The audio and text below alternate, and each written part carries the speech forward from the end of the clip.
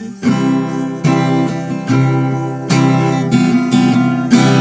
youngwan pa nong thế mi young pa na si mai yao ma kha nong yu nang linh ta Jesus Christ xếp chi ya yang phong mơ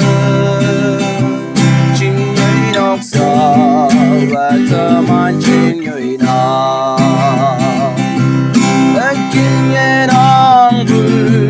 ütahpa youngwan trên đời hồng ly mong mây mưa phai ngõ lạc Hallelujah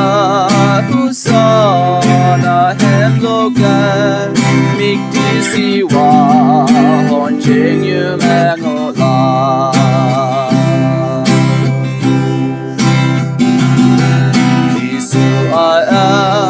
tiếng thở yên làm như say trong mẹ ye vang làm la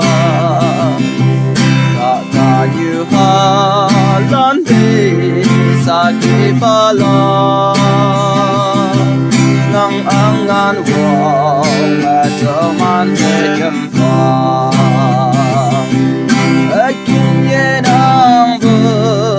ütahpa youngwan trên đời hồng ly mong mây mưa phai ngõ lạc Hallelujah Hosanna hem lô ca